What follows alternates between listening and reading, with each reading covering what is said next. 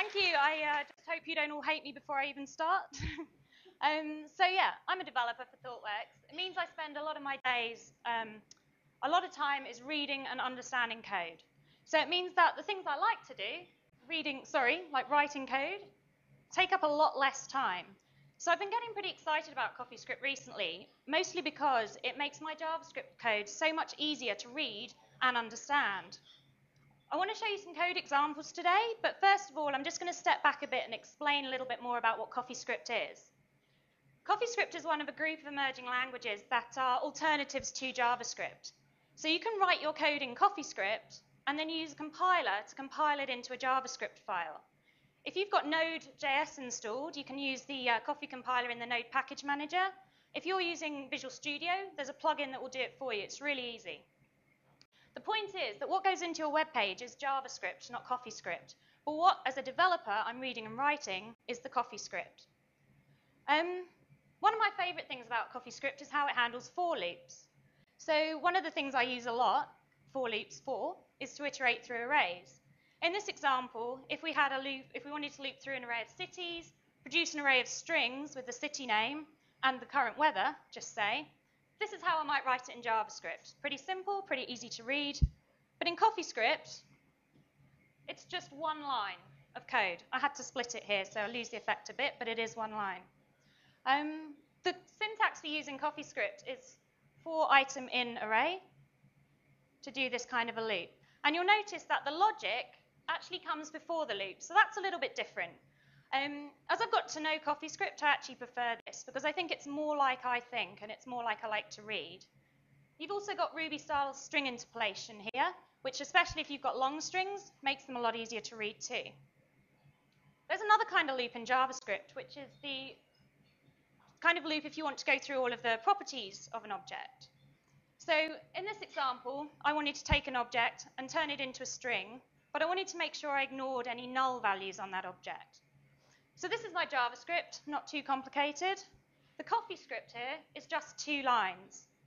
The first line is declaring my function, object to string, and in the second line, I'm using the for-own key val of object to loop through all of its properties.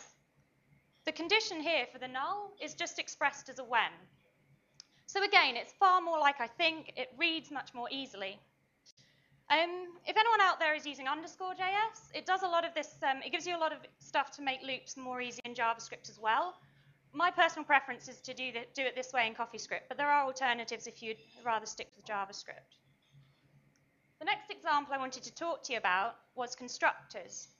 So if you're writing object-oriented JavaScript, not everybody likes to do that, and you wanted to add a function onto the prototype, this is one way I could create a class for a region that had a bunch of states in it.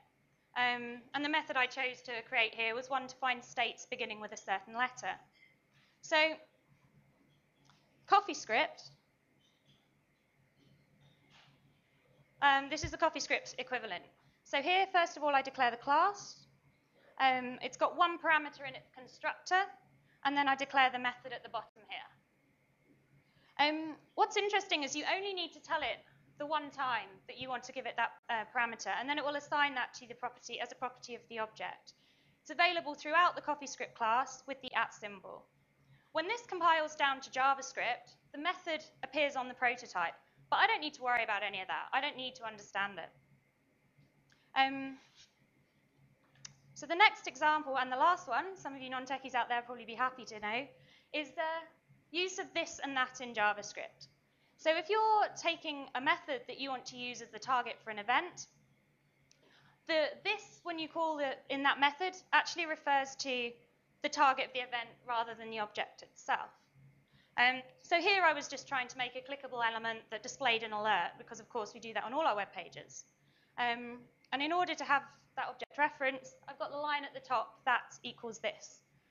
Now, if you've got long JavaScript classes or big files, that gets lost pretty easily, and I know I've done that many times. So in Coffeescript, all we need to do is use the equals symbol to tell it when we want to bind to the original value of this. Now, I don't have much more time, so I've got no more code examples, but I did want to share a little bit of analysis of our code. So on the project that I've just kind of finished, we looked at our JavaScript compiled from Coffeescript, and it was about 1.8 times as many lines of code as the Coffeescript, and about 1.9 times as many characters. So I like to think my days are starting to look a little bit more like this now, instead of the diagram I showed at the beginning. And that's what I know.